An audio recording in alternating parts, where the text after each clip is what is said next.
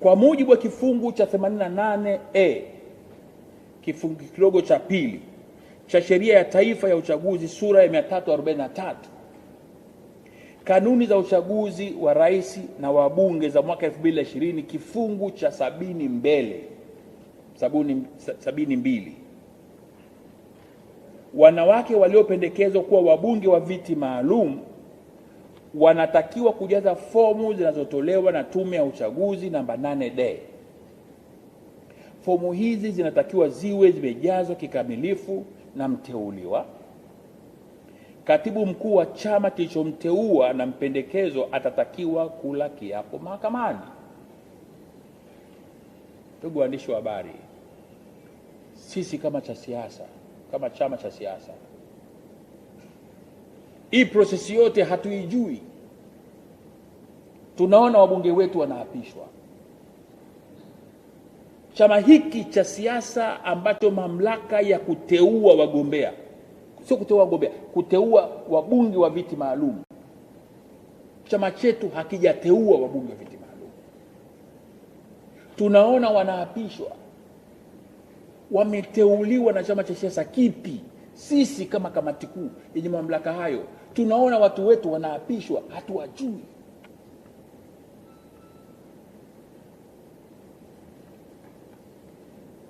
Tunaona wabunge wetu wanaapishwa, fomu namba 8D za kujazwa na wagombea kuletwa kwenye chama, katibu mkuu wa chama chetu aweze kuziendorse. Hatujawahi kuzijaza fomu, siko ofisini. Tunaona wabunge wetu wanaapishwa. Kanuni za uchaguzi wa rais na wabunge,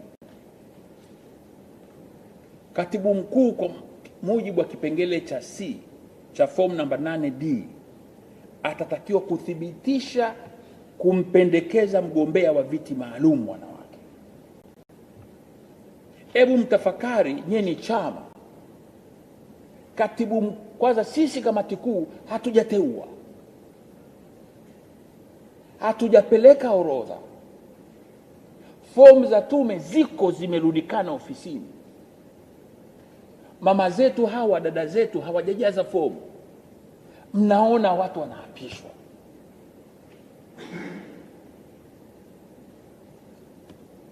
Ibara ya 68 ya Katiba ya Jamhuri ya Muungano wa Tanzania imeweka wazi utaratibu wa mbunge mteule kula kiapo, na imetamka bayana kuwa mbunge atatakiwa kula kiapo mbele ya bunge. Kwa lugha ya Kiingereza, ibara hii ya 68 ya Katiba inasema before the National Assembly, kwamba kila mbunge atatakiwa kuapishwa katika bunge, kwa Kiswahili, kiapo cha uaminifu kabla hajaanza kushiriki katika shughuli za bunge. Sasa maelezo yaliyotolewa na Spika ni kwamba kamati ya kanuni ya bunge mwezi Juni mwaka huu ya bunge la 11 ilifanya marekebisho ya kanuni kumruhusu yeye Spika kumwapishia mtu mahali kokote. Kweli mimi nilikuwa mjumbe wa kamati ya kanuni kwenye bunge la 11. Kikao hicho sikushiriki kwa sababu kipindi kile nilikuwa nimeshambuliwa na nilikuwa siko bungeni. Lakini kanuni ile ya bunge ilikuwa ni kanuni inayotekeleza sharti la katiba. Katiba inasema mbunge kuwa mbunge halali lazima aapishwe ndani ya bunge, before the National Assembly, sio kwenye parking ya bunge wala sio kwenye baraza la bunge. Kwa hiyo hawa wamebadilisha kanuni za bunge kwenye kamati ya kanuni, wakisahau kwamba kanuni ile inazaa utekelezaji wa sharti la katiba. Sharti la katiba haliwezi kubadilishwa na kamati ya kanuni za bunge. Kwa maneno mengine, wabunge wetu wote hawa waliopelekwa, maskini ya Mungu, dada zangu na mama zangu, hawa wamepelekwa kwenda kula kiapo ambacho ni batili, kwa sababu ili kanuni hiyo iweze kufanya kazi kama ambavyo Spika Ndugai ameapisha wabunge wetu, kwanza wangestahili kufanya mabadiliko ya katiba iruhusu wabunge kuapishwa nje ya utaratibu ambao upo kwenye katiba leo. Kwa sisi kama chama tumeliona kiapo batili kabisa ambacho kinabatilisha uwepo wa wabunge, whether ni wa chama chetu ama wengine ambao wataapishwa nje ya bunge. Katiba iko specific waapishwe ndani ya bunge, na bunge linakaa kama ambavyo mnajua, siwa ya bunge inawekwa, watu wanakula kiapo. Na ndio utamaduni tumeufanya. Bunge linaendeshwa kwa mujibu wa sheria, katiba, kanuni na utamaduni wa uendeshaji wa mabunge. Tangu nchi hii imepata uhuru, hatujawahi kuona mbunge yeyote anayeapishwa garage. Mambo ya kihuni kabisa haya. Tunaapisha wabunge ambao ni lawmakers wa nchi yetu kwa mambo ya kiajabu ajabu tu, kukomesha upinzani. Sasa sisi kama chama tumeyaona yote hayo. Sasa hayo ni ya kiserikali. Awamu ya pili nitazungumza ya ndani ya chama chetu. Ndani ya chama chetu tunaendeshwa kwa mujibu wa katiba, kanuni, miongozo na itifaki za chama. Na katiba zetu na miongozo yetu ya chama imeweka utaratibu wa mchakato wa kuteua wabunge wa viti maalum. Uko very clear. Kwanza, mwongozo wa Baraza la Wanawake kifungu cha 10.1, kamati ya utendaji ya Baraza la Taifa la Wanawake, kwa maana hiyo BAWACHA, itaandaa ya vigezo, utaratibu na mchakato wa namna ya kumpata diwani au mbunge au mwakilishi wa viti maalum na kuwasilisha mapendekezo hayo kwenye kamati kuu ya chama. Kwa hiyo tuna baraza la wamama, mamlaka yake kwenye process ya kuwapata wabunge, madiwani na wawakilishi kwa upande wa Zanzibar. Watachakata utaratibu wote, watachukua mapendekezo yao, watayapeleka kamati kuu ya chama. Tunapozungumza hivi, hayo mapendekezo hayajawahi kufika kamati kuu ya chama. Hajawahi. Na wakati sisi viongozi na wajumbe wa kamati kuu wa chama chetu tunaona wabunge wanaapishwa, tunajiuliza hawa wamefikaje huko?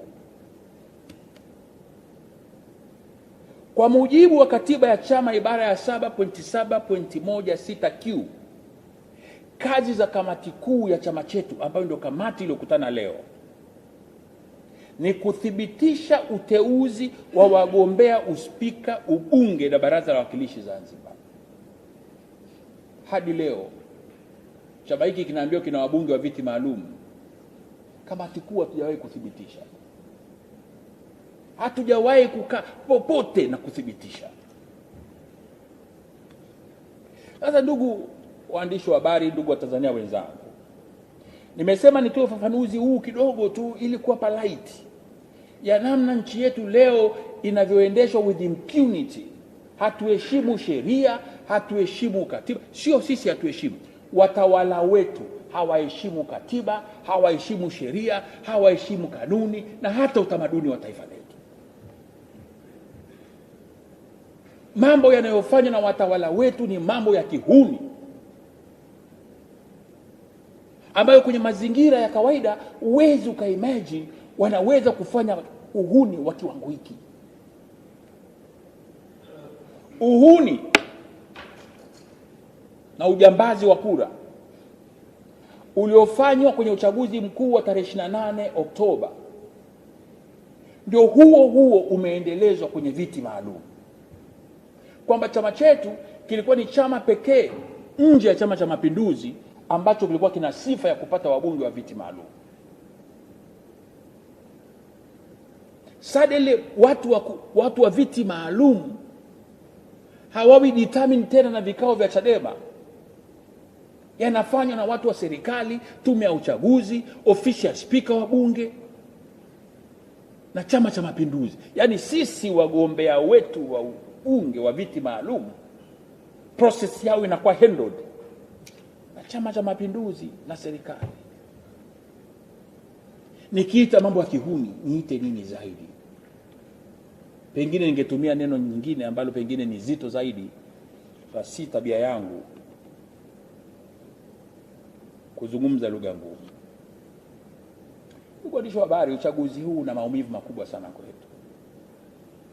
Mtambue mpaka sasa hivi hata mwezi mmoja haujapita, kesho ndio itakuwa mwezi tangu tumalize uchaguzi mkuu.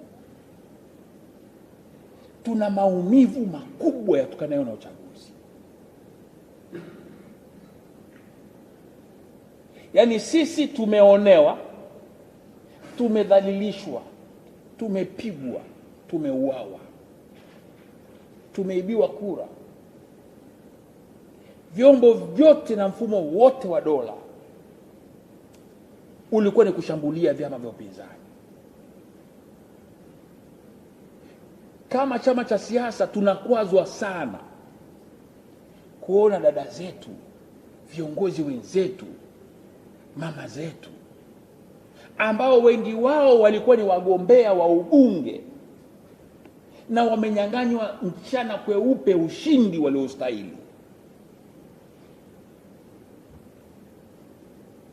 Wanakwenda kuapa Dodoma kwa Spika Ndugai ambaye ni sehemu ya uharamia wa uchaguzi wa mwaka 2020. Wakati majimboni mwao wameacha wanachama, wameacha wafuasi wetu, wameacha wapiga kura wetu, wanasota na kuozea kwenye magereza. Nchi nzima leo tuna zaidi ya kesi 450 za watu wetu mbalimbali ambao wameshtakiwa kwa makosa ya kihuni ya ajabu, mengi wala hayahusiani na uchaguzi, ili tu waweze kubaki rumande. Nitawapa mifano michache. Katika majimbo 18 ambayo wabunge wetu hawa walikuwa sehemu ya majimbo hayo, tuna kesi zaidi ya 229 ambazo watu wetu wameshtakiwa kwa uonevu.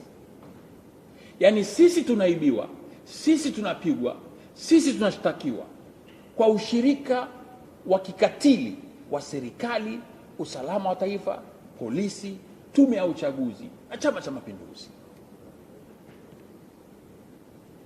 Niwape mifano michache tu. Hapa tuko Kawe, jimboni kwa Halima Mdee, waliuawa watu wawili katika uchaguzi wa mwaka huu. Pengine hata maskini ya Mungu wamezikwa mwezi hujaisha, hata 40 hazijaisha. Ni jimbo ambalo tumeshika kura nyingi za wizi katika jimbo hili, na Halima mwenyewe alihusika katika kuzishika. Wagombea wetu kadhaa wako mahakamani kwa kesi mbalimbali. Mheshimiwa Esther Matiko, bunge wetu mwandamizi, mjumbe wa kamati kuu, kwenye jimbo lake wameuawa watu 5. Watu 5 hivi murdered.